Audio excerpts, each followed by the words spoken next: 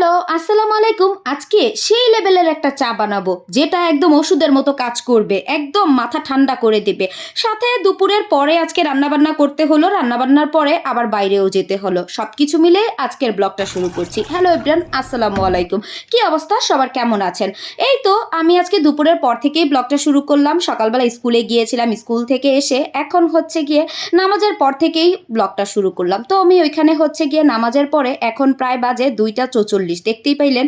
এই সময় আমি বসছি কফি নিয়ে, সাথে হচ্ছে ব্রেড নিয়ে। আজকে ইচ্ছে করতেছিল দুপুরবেলা ভাত খাবো না, সকালে নাস্তা করা হয়নি, তো ভাবলাম যে একটু ব্রেড খাই আর হচ্ছে কফি খাই, এরপরে আবার রান্নাবান্নাও করতে হবে।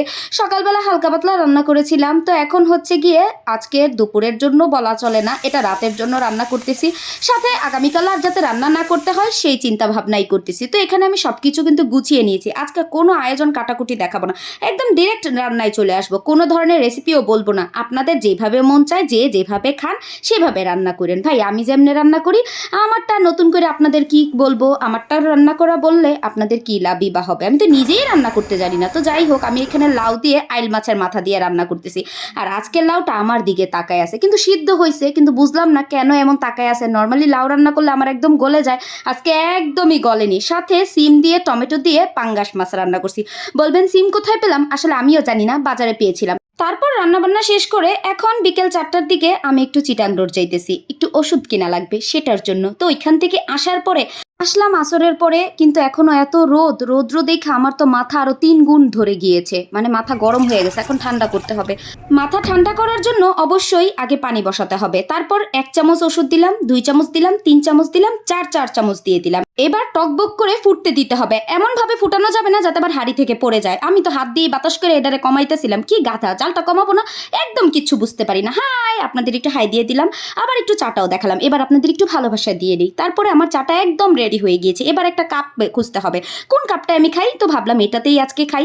এই সাদা কাপটার মধ্যে ফার্স্টে আগে দাঁড়ান না, একটু চুলাটা বন্ধ করে নিই, গ্যাসের সংকট, গ্যাস ভাজাতে হবে।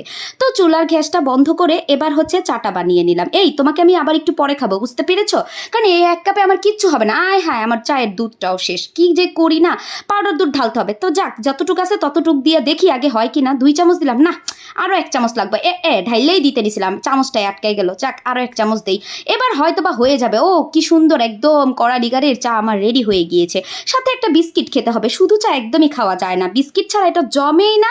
তো আমার সবচেয়ে পছন্দের জায়গায় আমি চলে এসেছি। এই যে পোলাপানগুলি স্কুল থেকে এসে কিচ্ছু গুছায় রাখে না, সব এলোমেলো করে ফালা রাখে। ব্যাগটা এই জায়গায় রেখে দিছে, গামছাটা এই জায়গায় রেখে দিছে, কি যে করি। ওই যে দেখেন, দেখছেন কি সুন্দর ভিউ, সূর্যাস্ত যাইতেছে আর আমি চা খাইতেছি। আপনাদেরও একটু দেখালাম কি সুন্দর সূর্যটা ডুবে গেল, এদিক দিয়ে তো আমার চাটাও ঠান্ডা হয়ে গেল আপনাদের সূর্যাস্ত দেখাতে দেখাতে। এত কষ্ট করে গরমের মধ্যে দাঁড়ায় চাটা বানাইছি, খাইয়ে একটু দেখতে হবে না? দাঁড়ান বিস্কিটটা চুবিয়ে একটু খেয়ে দেখি। উফ, কি যে মজা, আহা হা, আমি কি বানাইলাম এটা, আমি তো সেই লেভেলের একটা চা বানিয়ে ফেলছি। ও, চুমুকটা দেওয়ার সাথে সাথে আমার মাথা ব্যথা একদম সেরে গিয়েছে। তো আমার নিজের চায়ের প্রশংসা করেই কুল পাচ্ছি না, অন্য কারোটা কি বলবো। তো আজকের মতো টাটা, বাই বাই।